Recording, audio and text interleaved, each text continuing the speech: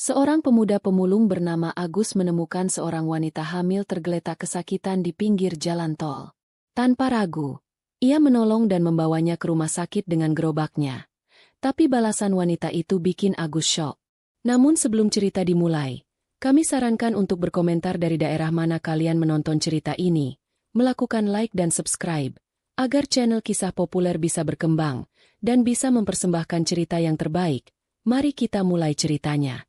Matahari siang itu terasa seperti membakar kulit. Jalanan berdebu, suara klakson bersahutan, dan bau asap kendaraan menusuk hidung.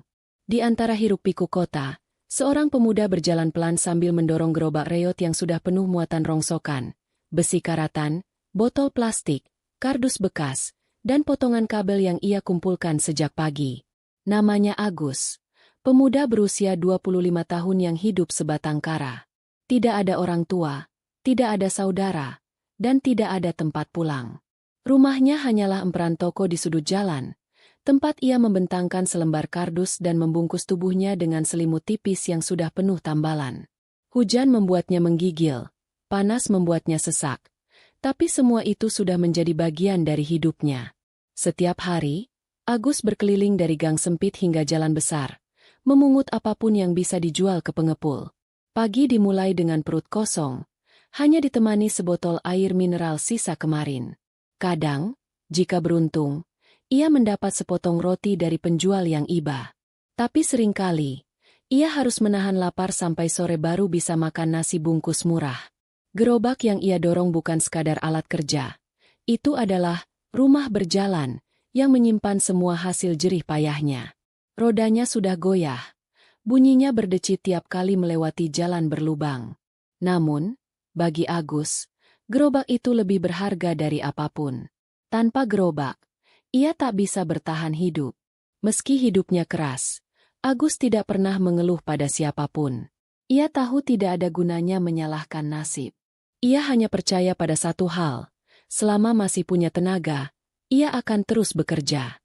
Setiap botol plastik yang ia pungut, setiap kilo besi yang ia angkat, semuanya adalah langkah kecil untuk bertahan satu hari lagi. Siang itu, keringat mengalir di wajahnya, membuat baju lusuhnya basah dan lengket. Sesekali ia berhenti di bawah bayangan pohon, menarik napas panjang, lalu kembali mendorong gerobak. Matahari semakin terik, membuat aspal memantulkan hawa panas yang menyengat. Tapi Agus terus melangkah, matanya menyapu tepi jalan, mencari barang yang bisa dipungut. Di tengah keletihan itu, pikirannya melayang pada masa kecilnya. Ia pernah punya rumah sederhana dan orang tua yang penuh kasih. Namun, sebuah kecelakaan merenggut mereka saat Agus baru beranjak remaja. Sejak itu, hidupnya berubah. Ia pernah mencoba bekerja di pabrik, tapi PHK membuatnya terlempar kembali ke jalanan. Tidak ada yang menawarinya pekerjaan tetap, apalagi tanpa ijazah dan keterampilan khusus. Menjadi pemulung adalah satu-satunya cara agar ia bisa tetap makan. Agus sudah terbiasa dipandang rendah. Anak-anak kecil kadang mengejeknya, tukang sampah. Sementara orang dewasa sering memandangnya jijik. Tapi ia tidak membalas. Karena ia tahu hidupnya tidak akan berubah hanya dengan marah. Ia lebih memilih diam, menunduk, dan terus bekerja. Hari itu, ia tidak tahu bahwa takdir sedang menyiapkan sesuatu yang luar biasa. Bahwa di balik teriknya siang, debunya jalanan, dan derit gerobak tuanya, ada sebuah pertemuan yang akan mengubah seluruh jalan hidupnya. Pertemuan yang akan membuatnya sadar bahwa kebaikan kecil yang dilakukan tanpa pamrih bisa menjadi awal dari sebuah keajaiban besar. Siang itu, matahari terasa jauh lebih menyiksa dari biasanya. Agus baru saja keluar dari sebuah kompleks perumahan setelah mengumpulkan beberapa kardus dan botol bekas.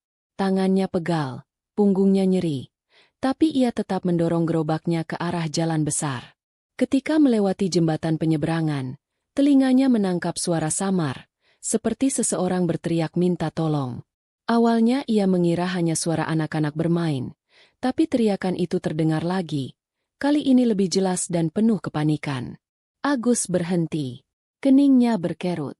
Ia menoleh ke arah jalan tol di bawahnya. Jalan itu relatif sepi siang hari. Hanya beberapa mobil melintas dengan kecepatan tinggi. Di tepi jalan, ia melihat sesuatu yang membuat darahnya berdesir. Seorang wanita hamil terbaring di dekat sebuah mobil yang terparkir miring.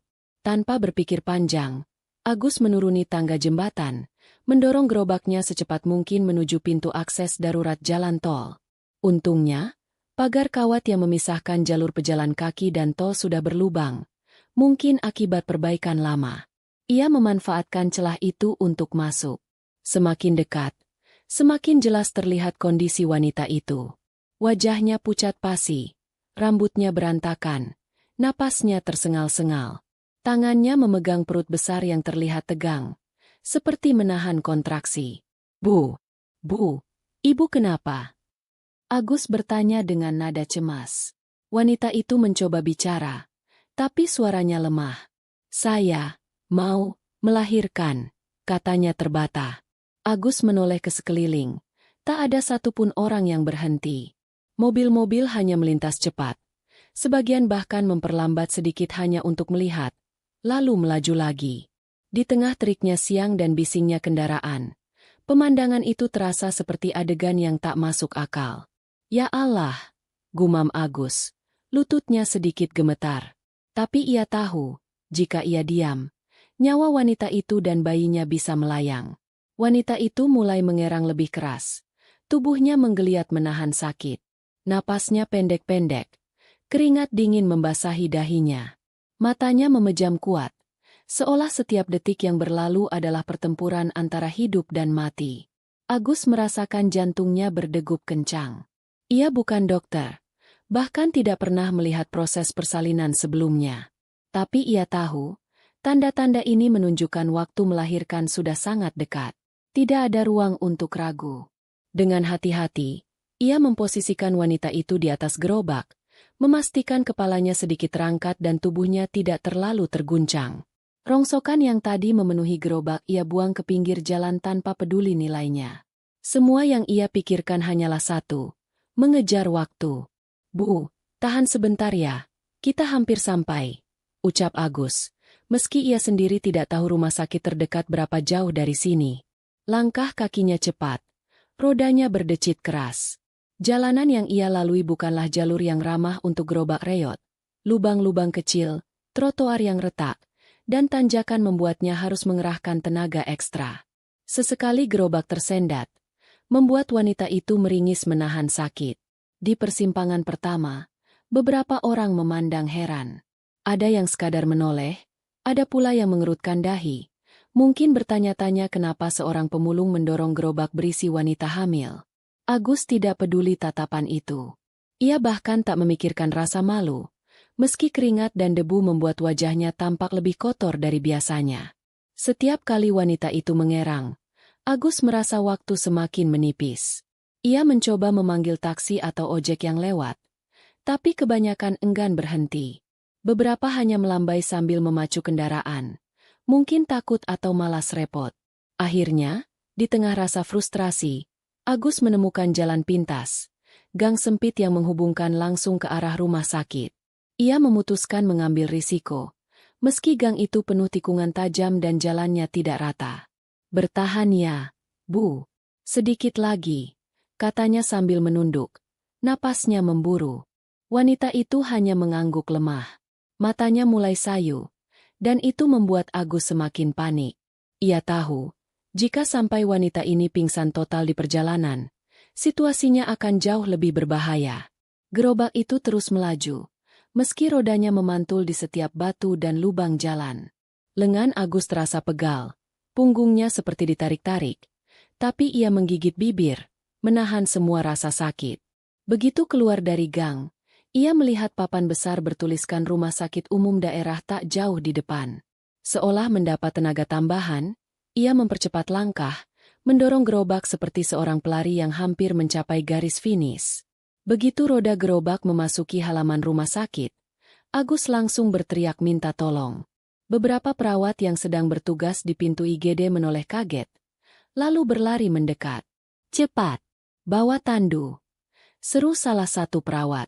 Dalam hitungan detik, wanita hamil itu dipindahkan dari gerobak ke atas tandu. Kepalanya terkulai, matanya tertutup rapat. Agus yang melihatnya panik bukan main. Bu, bangun. Sebentar lagi sampai, ucapnya. Tapi tubuh wanita itu hanya bergerak lemah. Petugas membawa wanita itu masuk ke ruang gawat darurat. Sementara Agus mengikuti di belakang, napasnya masih terengah-engah. Begitu di depan pintu, langkahnya terhenti oleh seorang petugas administrasi yang membawa beberapa lembar formulir. Pak, untuk proses persalinan, harus ada pihak keluarga yang menandatangani persetujuan tindakan medis dan administrasi biaya, kata petugas itu dengan suara formal. Agus terdiam. Kata pihak keluarga itu terasa menekan dadanya. Ia bahkan tidak tahu nama lengkap wanita itu, apalagi keluarganya. Dia bukan keluarga saya. Saya cuma nemu dia di jalan tol. Jawab Agus jujur. Petugas itu menghela napas. Kalau begitu, Bapak bisa bertindak sebagai penanggung jawab sementara. Tapi Bapak harus tanda tangan di sini dan membayar uang muka biaya persalinan. Agus menatap lembar formulir itu. Angka yang tertera membuat jantungnya berdegup semakin keras. Uang yang dimintai bahkan lebih besar dari pendapatannya dalam sebulan. Ia menelan ludah. Kantong celananya hanya berisi beberapa lembar ribuan. Sisa hasil menjual rongsokan tadi pagi. Uang itu bahkan tidak cukup untuk makan 2 hari, apalagi membayar persalinan. Namun, saat ia menoleh ke arah ruang gawat darurat dan melihat perawat sedang sibuk memeriksa kondisi wanita itu, hatinya langsung mengambil keputusan. Tidak ada waktu untuk berpikir soal uang. Baik, saya tanda tangan, katanya tegas. Petugas itu menatapnya, seakan memastikan ia mengerti konsekuensinya. Berarti Bapak bersedia bertanggung jawab penuh atas biaya dan segala resikonya. Agus mengangguk. Iya. Yang penting tolong selamatkan dia sama bayinya. Tangan Agus gemetar saat memegang pulpen. Keringat di dahinya bercampur dengan debu jalan yang menempel sejak tadi. Huruf demi huruf dari namanya ia tulis di lembar persetujuan. Meski pikirannya kosong memikirkan bagaimana nanti membayar. Setelah selesai, petugas itu mengangguk dan segera mengizinkannya masuk. Agus berdiri di lorong sambil menatap pintu ruang persalinan yang tertutup rapat. Waktu berjalan lambat. Setiap teriakan instruksi dari dalam membuatnya makin gelisah. Ia berjalan mondar-mandir, memijat tengkuknya, berusaha mengusir bayangan buruk yang terus menghantui. Seorang perawat keluar membawa beberapa peralatan medis, lalu kembali masuk tanpa sempat menjawab pertanyaannya. Agus mencoba duduk, tapi hanya sebentar. Tubuhnya terlalu tegang untuk beristirahat.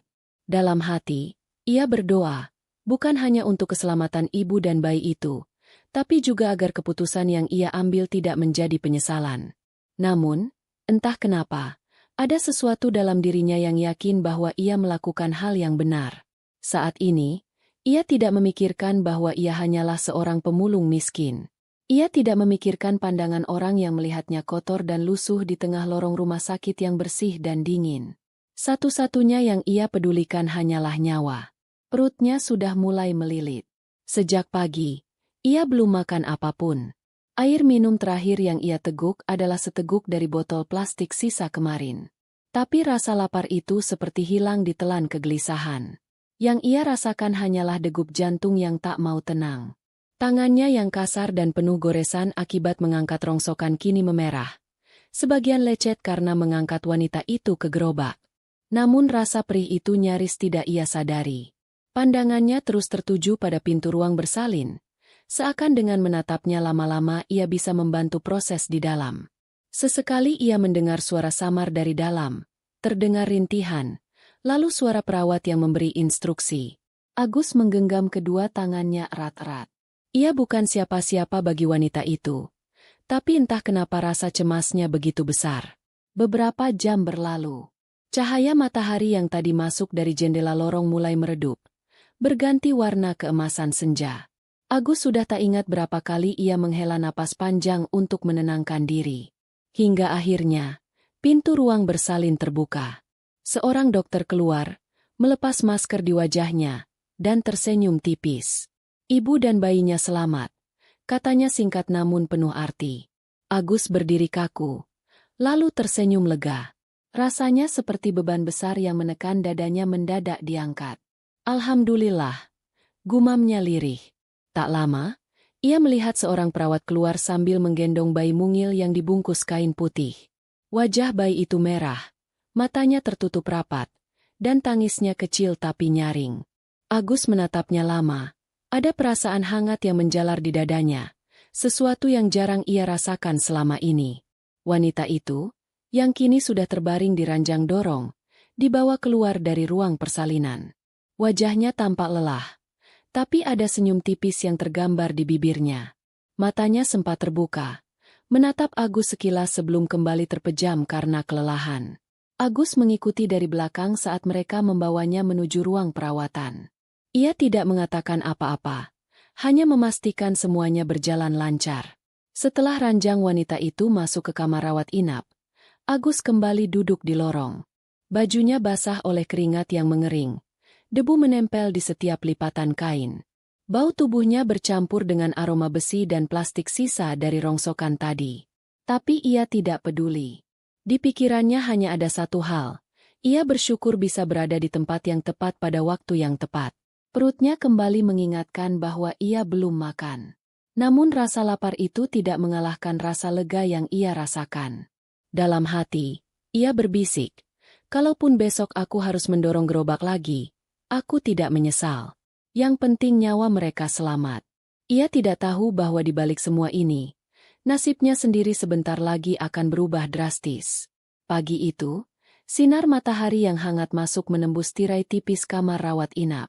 Agus duduk di kursi plastik di sudut ruangan, tertidur setengah duduk.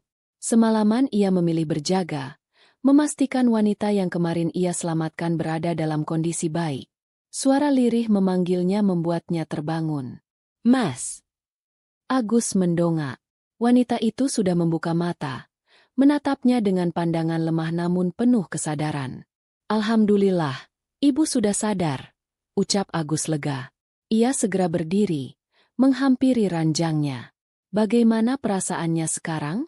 "Bayinya juga sehat, Bu." Wanita itu tersenyum tipis. "Terima kasih. Kalau bukan karena Mas, mungkin saya dan anak saya." Suaranya serak, lalu matanya berkaca-kaca. Agus menggeleng. "Jangan dipikirkan, Bu. Saya cuma kebetulan lewat dan lihat ibu butuh pertolongan." Namun wanita itu menghela napas panjang. "Mas, saya belum sempat memperkenalkan diri. Nama saya Ratna." Ia berhenti sebentar, seolah menimbang kata-kata berikutnya. "Saya CEO sebuah perusahaan besar di kota ini." Agus tertegun. Kata-kata itu seperti tak masuk akal. Sosok yang kemarin ia temukan di jalan tol, lusuh, keringat bercampur debu, sekarang mengaku seorang pimpinan perusahaan besar? Ratna tersenyum getir melihat wajah heran Agus. "Saya tahu kelihatannya tidak masuk akal. Tapi memang itu kenyataannya. Saya memimpin perusahaan keluarga yang bergerak di bidang properti dan ekspor." Agus masih diam, mencoba mencerna. "Kalau ibu memang orang penting, kenapa bisa sendirian di jalan tol kemarin?" Tatapan Ratna berubah sendu, lalu perlahan menjadi tegas. "Karena suami saya sendiri yang meninggalkan saya di sana. Dia tahu saya sudah waktunya melahirkan. Dia sengaja membawa saya ke tempat sepi dan menurunkan saya dari mobil, lalu pergi tanpa menoleh." Agus terbelalak. "Astaga, kenapa bisa begitu?" Ratna menahan air mata. Suaranya bergetar. "Dia ingin menyingkirkan saya, agar bisa menguasai seluruh harta dan saham perusahaan. Sudah lama saya curiga dia hanya memanfaatkan pernikahan kami untuk masuk ke bisnis keluarga. Tapi saya tidak pernah membayangkan dia akan sekejam itu." Hening sejenak menyelimuti ruangan. Agus menunduk.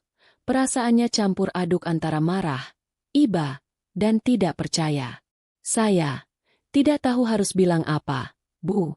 Tapi yang jelas, saya senang bisa menolong," ucap Agus akhirnya. Ratna menatapnya penuh rasa terima kasih. "Mas Agus, saya berhutang nyawa pada Anda. Bukan hanya nyawa saya, tapi juga anak saya. Percayalah, kebaikan seperti ini tidak akan saya lupakan." Agus menggaruk tengkuknya yang terasa gatal, sedikit canggung. Ia tidak pernah berharap imbalan dari perbuatannya, apalagi dari seseorang yang ternyata jauh lebih berkuasa dan kaya darinya. Namun di dalam hati Ratna, sebuah tekad mulai tumbuh.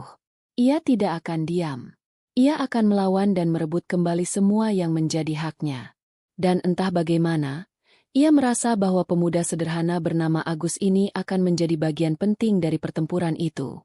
Sejak hari Ratna menceritakan kebenaran, suasana di kamar rawat inap itu berubah. Bukan lagi hanya tempat pemulihan, tapi juga markas kecil untuk merencanakan langkah balasan. Setiap pagi, seorang pria berjas rapi datang membawa tas kerja tebal.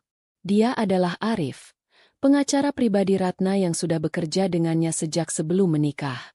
Wajahnya selalu serius, namun tatapannya tegas penuh keyakinan. "Mbak, saya sudah dapat sebagian dokumen transaksi yang mencurigakan. Ternyata benar. Selama ini suami Mbak memindahkan dana perusahaan ke rekening pribadi lewat perusahaan boneka." Jelas Arif sambil membuka berkas-berkas. Ratna menatapnya tajam. Matanya berkilat. "Bagus. Kita harus pastikan semua bukti lengkap sebelum masuk pengadilan. Saya tidak mau ada celah sedikit pun untuk dia lolos." Agus duduk di kursi dekat jendela, memperhatikan mereka berbicara. Ia tidak mengerti soal istilah hukum atau transaksi ilegal, tapi ia bisa melihat jelas betapa besar tekad Ratna. Wanita itu baru saja melahirkan, tubuhnya belum sepenuhnya pulih, tapi semangatnya membara. Kadang, ketika Arif menjelaskan sesuatu yang rumit, Agus hanya bisa mengernyit. Dalam hati ia berkata, "Dunia orang kaya rumit sekali. Beda jauh sama hidupku yang cuma mikir besok makan apa." Namun, ia juga merasakan sesuatu, rasa hormat. Ratna tidak memilih menyerah, padahal ia punya alasan untuk itu.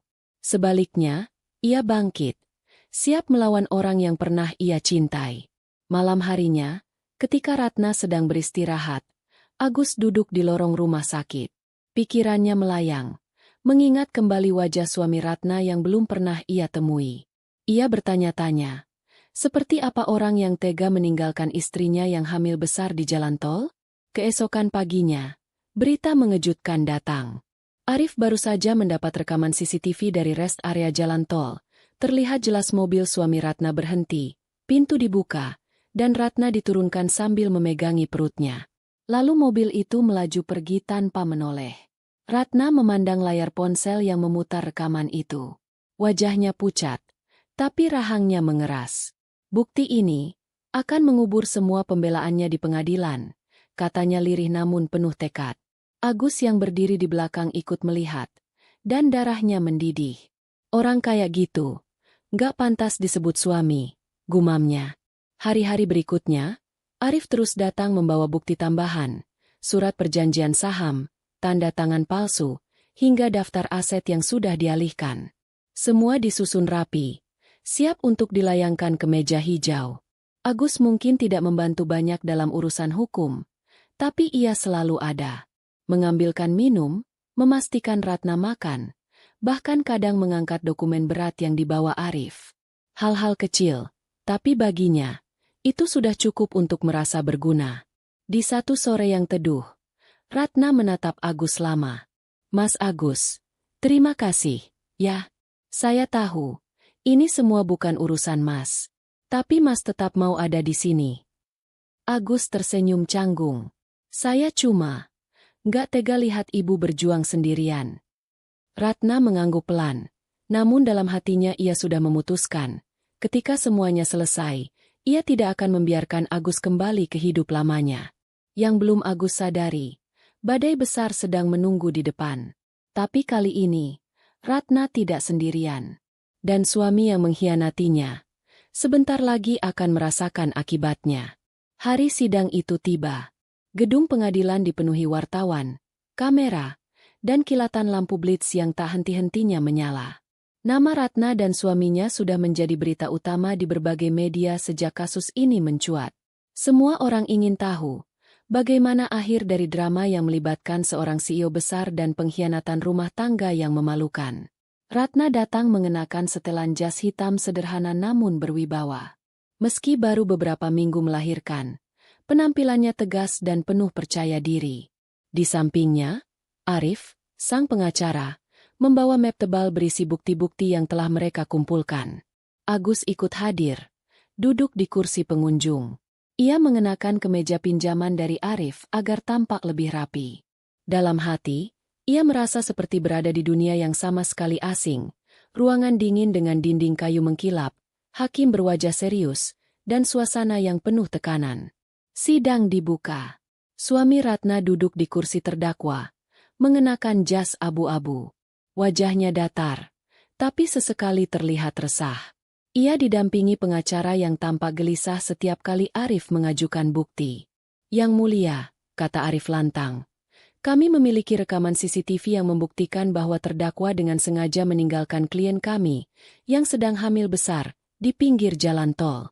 Tindakan ini tidak hanya mengancam nyawa, tapi juga merupakan bagian dari rencana terencana untuk menyingkirkan korban demi menguasai harta. Hakim menerima flash disk berisi rekaman tersebut. Saat diputar, suasana ruang sidang berubah hening. Semua mata tertuju pada layar.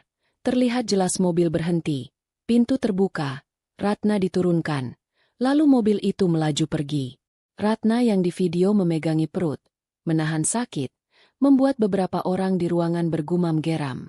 Selain itu, lanjut Arif, kami menyerahkan dokumen transaksi ilegal, pemalsuan tanda tangan, serta pengalihan aset perusahaan ke rekening pribadi terdakwa. Ia menyerahkan tumpukan berkas kepada majelis hakim. Pengacara pihak suami mencoba membantah, mengatakan bahwa itu semua hanyalah salah paham dan masalah rumah tangga biasa. Tapi bukti yang diajukan terlalu kuat untuk diabaikan. Ratna menatap lurus ke arah suaminya. Tatapannya dingin, tanpa sedikit pun sisa rasa kasih. Dalam hati ia berkata, semua ini berakhir di sini. Sidang berlangsung selama beberapa jam. Agus memperhatikan dari jauh, berdebar setiap kali hakim mengetukkan palu untuk menenangkan ruangan. Ia tidak mengerti semua istilah hukum yang digunakan, tapi ia tahu, kemenangan sudah di depan mata. Akhirnya, hakim membacakan putusan.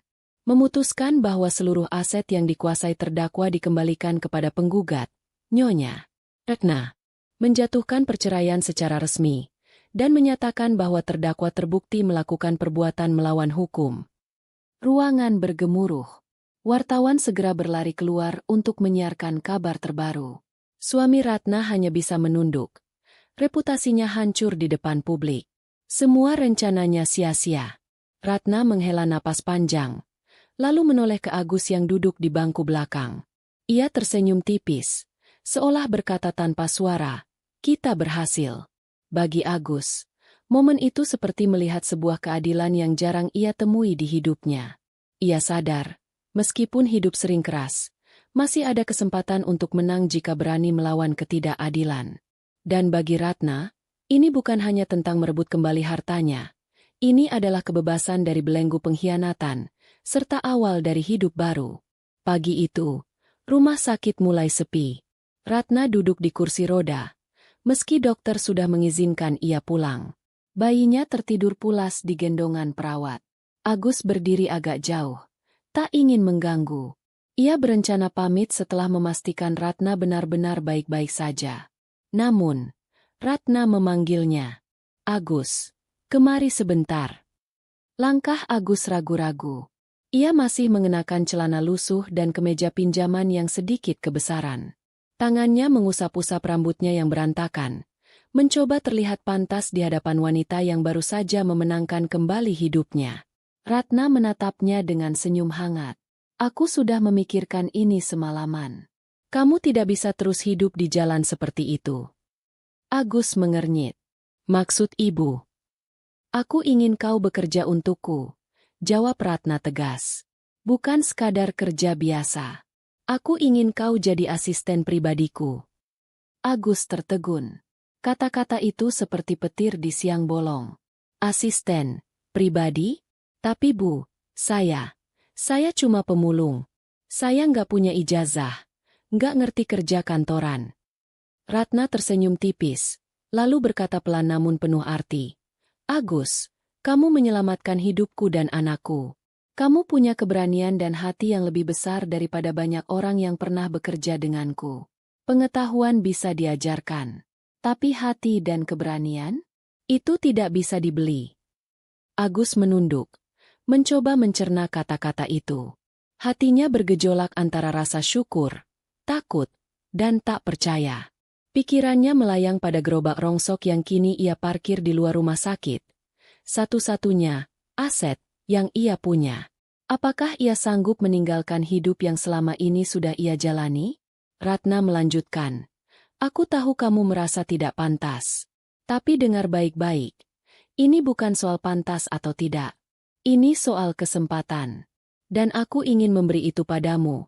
Sama seperti kamu memberi kesempatan aku untuk tetap hidup. Agus menatap Ratna. Matanya sedikit berkaca-kaca. Dalam hidupnya, jarang sekali ada orang yang percaya padanya. Sejak kecil ia terbiasa ditolak, dianggap beban, dan dicap tidak berguna. Kini, ada seorang wanita berkuasa yang justru menawarinya masa depan. Kalau kamu setuju, kata Ratna, aku akan menyediakan tempat tinggal, pakaian, dan gaji yang layak. Aku akan ajarkan semua yang perlu kamu tahu.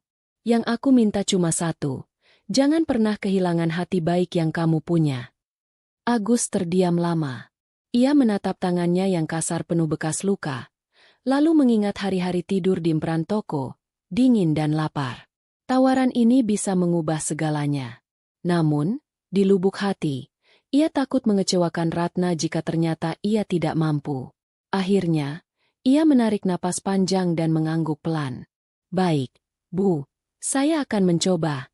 Tapi saya nggak janji saya bisa langsung pintar. Ratna tertawa kecil. Kita belajar sama-sama. Mulai hari ini, kamu bukan lagi pemulung. Kamu asistennya Ratna. Kalimat itu menggema di kepala Agus. Seakan-akan ada pintu besar yang selama ini terkunci rapat. Kini terbuka lebar. Untuk pertama kalinya, ia melihat secercah masa depan yang berbeda. Masa depan di mana ia tidak lagi sendirian melawan kerasnya hidup. Pagi itu, Agus berdiri terpaku di depan gedung kaca menjulang. Matanya menatap refleksi dirinya di pintu masuk yang berputar otomatis. Ia mengenakan kemeja putih baru, celana bahan hitam, dan sepatu kulit mengilap. Semuanya pemberian Ratna. Rasanya seperti sedang memerankan tokoh di film. Bukan dirinya yang kemarin masih mendorong gerobak di bawah terik matahari. Ratna menyambutnya di lobi. Ayo, Gus. Mulai hari ini tempat kerjamu. Agus hanya mengangguk. Suaranya tercekat. Matanya menyapu setiap sudut ruangan. Lantai marmer berkilau, lampu gantung mewah, dan aroma kopi mahal yang menguar dari sudut pantry. Para karyawan berdasi rapi menatapnya sekilas, sebagian dengan senyum ramah, sebagian lagi dengan tatapan penasaran. Mereka menuju lift. Agus belum pernah naik lift sebelumnya. Saat pintunya menutup, ia refleks memegang dinding, khawatir jika benda itu tiba-tiba jatuh. Ratna tertawa kecil. Tenang, Gus. Aman kok. Agus ikut tertawa gugup, meski keringat dingin membasahi pelipisnya. Lantai 30 terbuka. Di sana terbentang ruang kerja yang luas. Jendela kaca lebar menampilkan pemandangan kota dari ketinggian. Di meja besar tengah ruangan, nama, Ratna Wijaya CEO, terukir elegan di papan logam. Agus menelan ludah. Ratna menunjuk meja di dekat pintu. Ini meja kamu. Tugas utamamu, mengatur jadwalku, mengantar dokumen, dan memastikan semua rapat berjalan sesuai rencana. Agus duduk perlahan, merasakan dinginnya kursi kantor berlapis kulit. Ia menatap komputer di depannya, benda yang hanya pernah ia lihat dari jauh. Bu, saya nggak terlalu ngerti pakai ini, katanya jujur. Ratna tersenyum lembut. Nggak apa-apa. Kamu akan belajar. Aku sudah minta bagian IT untuk ngajarin dasar-dasarnya. Jam pertama, seorang staf IT muda bernama Andi datang. Sabar mengajari Agus cara menyalakan komputer, membuka email, hingga membuat catatan digital. Meski beberapa kali salah klik, Agus berusaha keras memahami. Di sela belajar, ia teringat dulu setiap hari hanya memisahkan botol plastik dan kardus bekas. Kini, ia memisahkan jadwal rapat dan dokumen penting, perubahan yang terlalu besar untuk dicerna seketika. Siang harinya, Agus menemani Ratna ke rapat direksi. Ruangan dipenuhi pria dan wanita berdasi mahal, membicarakan angka-angka miliaran rupiah. Agus hanya duduk di pojok, mencatat sesuai permintaan Ratna, meski tak semua istilah ia pahami. Namun, ia menyimak dengan saksama, bertekad untuk belajar sedikit demi sedikit. Saat istirahat, beberapa karyawan menghampirinya. "Mas Agus, ikut makan bareng?" tanya seorang sekretaris. Agus menggeleng sopan. "Terima kasih, saya bawa bekal." Bekalnya sederhana, nasi, tempe goreng, dan sambal, dibungkus kertas coklat. Ia makan di pantry, sambil menatap kota dari jendela tinggi, hati berdesir memikirkan betapa jauhnya ia telah melangkah. Menjelang sore, Ratna mendekatinya. "Gimana hari pertamamu?" Agus tersenyum tipis. "Aneh, Bu, tapi saya senang. Saya masih takut salah, tapi saya mau belajar." Ratna menepuk bahunya. "Itu yang aku mau dengar. Ingat, Gus, kamu di sini bukan karena kasihan. Kamu di sini karena aku percaya kamu bisa." Malam itu, saat pulang, Agus menatap gedung megah itu sekali lagi. Hatinya bergetar. Ia sadar, perjalanan barunya baru saja dimulai, dan kali ini, ia tidak lagi berjalan sendirian. Perubahan terbesar dalam hidup Agus ternyata bukan sekadar dari gerobak ke kursi kantor, atau dari tidur di empran toko ke apartemen kecil yang kini ia sewa. Perubahan itu terjadi di dalam dirinya, di cara ia melihat dunia, dan terutama, cara ia melihat dirinya sendiri. Setiap pagi ia bangun lebih awal, merapikan pakaian kerja yang disetrika rapi, lalu berangkat tepat waktu. Dulu, waktu baginya hanya soal matahari terbit dan terbenam. Sekarang setiap menit punya arti. Ia belajar bahwa disiplin bukan hanya soal mematuhi aturan, tapi tentang menghargai diri sendiri dan pekerjaan yang dipercayakan kepadanya. Di kantor, Agus mulai memahami bagaimana orang-orang bekerja dengan ritme cepat, tenggat waktu ketat, dan tuntutan tinggi. Awalnya ia gugup, takut salah, dan canggung berbicara di hadapan rekan-rekan yang berpendidikan tinggi. Namun, Ratna terus memberinya dorongan. "Gus, semua orang di sini juga pernah belajar dari nol. Jangan pernah minder," katanya suatu pagi. Perlahan, Agus mulai berani mengangkat kepala, menyapa karyawan lain dengan senyum, dan menawarkan bantuan meski pekerjaannya sendiri belum selesai. Ia mempelajari etika kerja, bagaimana mendengar dengan saksama, memilih kata yang tepat, dan menjaga sopan santun meski sedang lelah. Perubahan ini juga membuatnya mulai memikirkan hal-hal yang dulu tak pernah berani ia bayangkan. Agus membuka rekening bank pertamanya. Ia mulai menabung sedikit demi sedikit, menyisihkan uang untuk masa depan. Di buku catatan kecilnya, ia menulis mimpi-mimpi sederhana, ingin punya rumah sendiri, ingin membantu anak-anak jalanan sekolah, bahkan ingin suatu hari nanti melanjutkan pendidikan yang pernah ia tinggalkan di SMP. Setiap kali ia berjalan melewati kaca besar di lobi kantor, Agus melihat pantulan sosok yang berbeda dari dirinya yang dulu. Tatapan mata itu lebih tegak, langkahnya lebih mantap. Bukan berarti ia melupakan masa lalunya. Justru masa lalu itulah yang membuatnya lebih menghargai setiap kesempatan. Malam itu, saat duduk di balkon apartemen kecilnya, Agus menatap lampu-lampu kota. Angin malam mengusap wajahnya, membawa rasa syukur yang dalam. Ia sadar, perubahan sejati bukan di pakaian yang ia kenakan atau kursi yang ia duduki, tapi di hati dan pikirannya yang kini penuh keyakinan. Ia layak untuk hidup lebih baik, dan ia mampu meraihnya. Bagi Agus, hidup adalah misteri yang tak pernah bisa ditebak arahnya.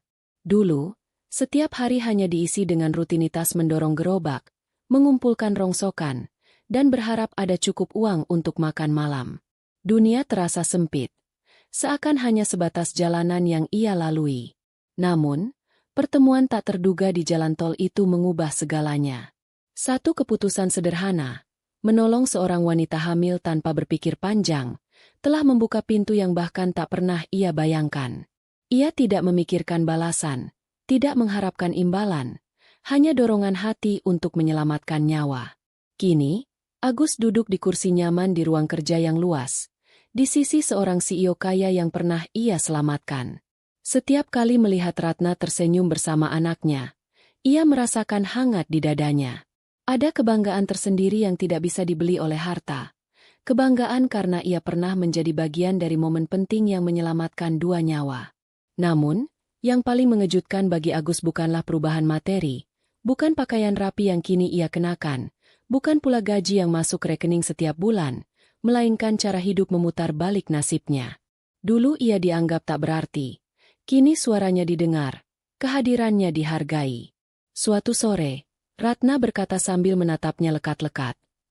"Gus, hidup kadang membalas kebaikan kita dengan cara yang tak pernah kita duga. Kau telah menolongku di saat semua orang membiarkan aku tergeletak di jalan. Sekarang, biarkan aku memastikan kau tak pernah kembali ke jalan itu lagi." Agus hanya tersenyum. Dalam hatinya ia tahu, balasan kehidupan yang sesungguhnya bukanlah kekayaan atau jabatan, melainkan kesempatan untuk menjadi lebih baik dan memberi arti pada hidup orang lain. Dan di lubuk hatinya yang terdalam, ia berjanji, jika suatu hari nanti ia melihat orang lain dalam kesulitan, ia akan melakukan hal yang sama, menolong tanpa pamrih. Karena ia telah membuktikan sendiri, satu tindakan kecil dari hati tulus mampu mengubah seluruh jalan hidup seseorang. Seorang pemuda pemulung bernama Agus menemukan seorang wanita hamil tergeletak kesakitan